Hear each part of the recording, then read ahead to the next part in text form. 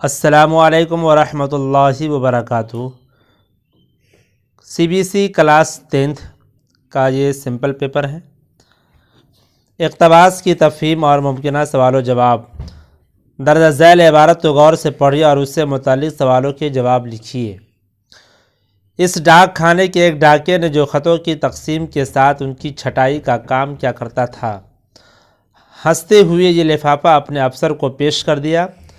اپنی ساری ملازمت کے دوران اس نے اس پتے پر کبھی ڈاک نہیں پہنچائی تھی۔ پوسٹ ماسٹر ایک خوش مزاج اور درد مند دل کا آدمی تھا۔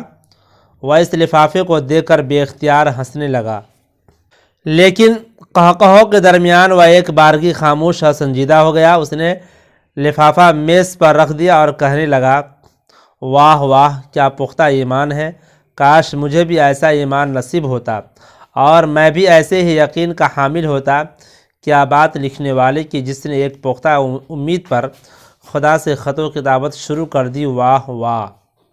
پھر اس نے سوچا، ایسے پختہ ایمان اور امید کو پاس کرنا اچھا نہیں۔ اس نے اپنے ماتحتوں کے سامنے یہ تجویز پیش کی کہ خط پڑھا جائے اور اس کا جواب دیا جائے۔ جب لفافہ چاک کیا اور خط پڑھا تب اندازہ ہوا کہ اس خط کا جواب کاغذ، قلم، دوات، روشنائی، دردمندی اور نیک دلی سے کچھ زیادہ کا طلبگار ہے۔ اس نے اپنے ماتحتوں کو ساری بات بتا کر چندے کی درخواست کی اور خود بھی ایک اچھی خاصی رقم پیش کی۔ اس کے عملے نے اس کار خیر میں حسب توفیق ہاتھ بٹایا۔ لین شو نے جس قدر رقم طلب کی تھی اتنی تو جمع نہ ہو سکی، پھر بھی اس کے نصف سے کچھ زیادہ کا انتظام ہو گیا۔ پوسٹ ماسٹر نے تمام نوٹ ایک لفافے میں بند کیے، پھر اس پر لین شو کا پتہ تحریر کیا اور ایک چٹھی لکھ کر لفافے میں رکھ دی، جس پر دستخط کے طور پر صرف اتنا لکھا تھا، خدا۔ پوسٹ ماسٹر کیسا آدمی تھا؟ پوسٹ ماسٹر ایک خوش مزاج اور درد مند دل کا آدمی تھا۔ پوسٹ ماسٹر کیسا آدمی تھا؟ پوسٹ ماسٹر ایک خوش مزاج اور درد مند دل کا آدمی تھا۔ لفافہ دیکھ کر پوسٹ ماسٹر کا کیا رد عمل تھا؟ لفافہ دیکھ کر پوسٹ ماسٹر بے اختیار ہنسنے لگا اور اچانک خاموش اور سنجیدہ ہو گیا۔ کہنے لگا، واہ واہ، کیا پختہ ایمان ہے! کاش مجھے بھی ایسا ایمان نصیب ہوتا تو میں بھی ایسے ہی یقین کا حامل ہوتا۔ کیا بات لکھنے والے کی جس نے ایک پختہ امید پر خدا سے خطوں کی دعوت شروع کر دی۔ پوسٹ ماسٹر نے اپنے ماتحتوں سے کیا درخواست کی؟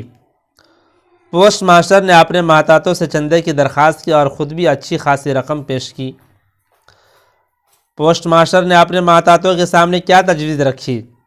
پوسٹ ماسٹر نے اپنے ماتحتوں کے سامنے یہ تجویز رکھی کہ خط پڑھا جائے اور اس کا جواب دیا جائے۔ پوسٹ ماسٹر نے چندہ جمع کرنے کے بعد کیا کیا؟ پوسٹ ماسٹر نے چندہ جمع کرنے کے بعد تمام نوٹ ایک لفافے میں بند کیے، پھر اس پر لین شو کا پتہ تحریر کیا اور ایک چٹھی لکھ کر لفافے میں رکھ دی، جس پر دستخط کے طور پر صرف خدا لکھا تھا۔ لوگ اپنے غصے کا اظہار اپنی گاڑیوں کے ہارن بجا کر رہے تھے۔ بھیڑ میں رکے ہوئے وزیر کو کسی غیر ملکی وفد سے وقت مقررہ پر بات کرنے جانا تھا۔ یہ سن کر بندو نے جھنجھلا کر جواب دیا کہ جو لوگ تیز جانا چاہتے ہیں ان سے کہو کہ میرے پیروں میں بھی پہیے لگوا دیں۔ بھیڑ میں وزیر، ڈرائیور، اسکول کے بچے، ڈاکٹر، انجینئر، ریل کا ڈرائیور وغیرہ لوگ رکے ہوئے تھے۔ بے چین نمائندوں کی جماعت، طے شدہ، بے حرکت۔ خدا جس کو کوئی رتبہ دیتا ہے وہ اپنے دل میں فروتنی کو جگہ دیتا ہے۔ کم عقل بیوقوف لوگ خود بھی اپنی تعریف کرتے ہیں۔ شاعر نے یہاں کم عقل لوگوں کو خالی برتن کہا ہے، جو خالی دماغ ہوتے ہیں اور اپنی تعریف خود کرتے ہیں۔ دنیا ایک دن فنا ہو جائے گی، اس لیے شاعر نے دنیا کو سرائے فانی کہا ہے۔ جوانی آ کر چلی جاتی ہے اور بڑھاپا جب آتا ہے تو مرنے تک برقرار رہتا ہے۔ فعل معروف وہ فعل ہے جس کا فاعل کام کرنے والا معلوم ہو، جیسے سہیل آیا۔ فعل مجہول اس فعل کو کہتے ہیں جس کا فاعل یا کام کرنے والا نہ ہو، جیسے کپڑے دھل گئے، آٹا پسا۔ میر کی غزل کی خصوصیات مختصر الفاظ میں تحریر کیجیے۔ میر تقی میر کی غزل کی بڑی خصوصیت یہ ہے کہ وہ کم الفاظ اور عام فہم زبان میں اپنی بات کہتے ہیں۔ یہی نہیں، ان کی غزلیں عام طور پر ایسی بحروں میں ہوتی ہے کہ انہیں گنگنانے کو جی چاہتا ہے۔ پھر کہ زندگی کے تجربوں اور بچپن کے بعض واقعات نے ان کے دل کو اس قدر گداز کر دیا تھا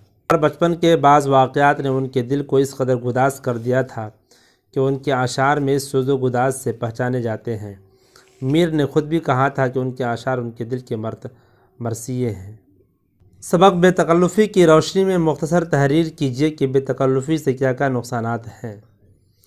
سبق پڑھ کر معلوم ہوتا ہے کہ ضرورت سے زیادہ تکلف اور بے تکلفی دونوں ہی پریشانی کا سبب بن جاتے ہیں، لیکن تکلف کے مقابلے میں بے تکلفی سے زیادہ نقصانات ہیں، جیسا کہ مصنف نے متعدد مثالوں سے واضح کیا ہے کہ کوئی بے تکلف دوست آپ کے گھر آئے گا تو آپ سے ٹیکسی کا کرایہ بھی دلوائے گا، پھر کھانے کے لیے طرح طرح کے کھانوں کی فرمائش ہوگی، گھر سے جاتے وقت آپ کا پسندیدہ کپڑے یہ کہہ کر لے جائیں گے کہ کچھ دن بعد واپس کر دیں گے۔ ظاہر ہے اس سے آپ کو نقصان ہو رہا ہے، مالی اور ذہنی طور پر آپ کو تکلیف پہنچ رہی ہے۔ بے تکلفی کی گفتگو میں احتیاط نہیں کی جاتی، عموماً بدتمیزی ہوتی ہے۔ آپ کتنے مہذب اور باتمیز ہیں، لیکن احباب کی بے تکلفی سے آپ کا شمار بھی ان لوگوں میں ہونے لگتا ہے، یہ بھی بڑا نقصان ہے۔ اس طرح سے زیادہ بے تکلفی سراسر نقصان کا باعث ہوتی ہے۔ دنیا بھی عجب سرائے فانی دیکھی، ہر چیز یہاں کی آنی جانی دیکھی، جو آ کے نہ جائے وہ بڑھاپا دیکھا، جو جا کے نہ آئے وہ جوانی دیکھی۔ اس ربائی میں انیس نے دنیا کی بے ثباتی کا نقشہ پیش کیا اور بتایا ہے کہ دنیا فانی ہے، یہاں جو بھی آیا ہے اسے ایک دن لوٹ کر جانا ہے۔ یہی وجہ ہے کہ یہاں آنا جانا لگا ہوا ہے۔ بڑھاپا ایک بار آنے کے بعد جانے کا نام نہیں لیتا، وہیں دوسری طرف جوانی ہے جو ایک بار جانے کے بعد واپس لوٹ کر نہیں آتی۔ ذیل الفاظ کے ازداد بتائیے۔ الفاظ ازداد: ابد، ازل، بہار، خزاں، اجتماعی، انفرادی، حیات، موت، سرما، گرما، عزت، ذلت، مغرب، مشرق، پوشیدہ، ظاہر، زندگی، موت، خاموشی، ہنگامہ، مسرت، غم، ممکن، ناممکن، تاریک، روشنی، جدا، ساتھ۔ نیچے دیے گئے ہم صوت الفاظ کے معنی لکھیے۔ صد، صدا، کھانا، کھانا، صحن، صحن، نظر، نظر، بعد، بعد۔ الفاظ معنی: صدا آواز، صدا ہمیشہ، صحن آنگن، خانہ گھر، صحن برداشت، نظر منت، نظر نگاہ، بعد ہوا، بعد بعد۔ مندرجہ ذیل الفاظ کی جنسیت جملوں سے ظاہر کیجیے۔ چھاؤں، عیادت، صلح، نغمہ، مقدر، مہربانی۔ الفاظ جملے: چھاؤں، بیٹھ جاتا ہوں چھاؤں جہاں گھنی ہوتی ہے۔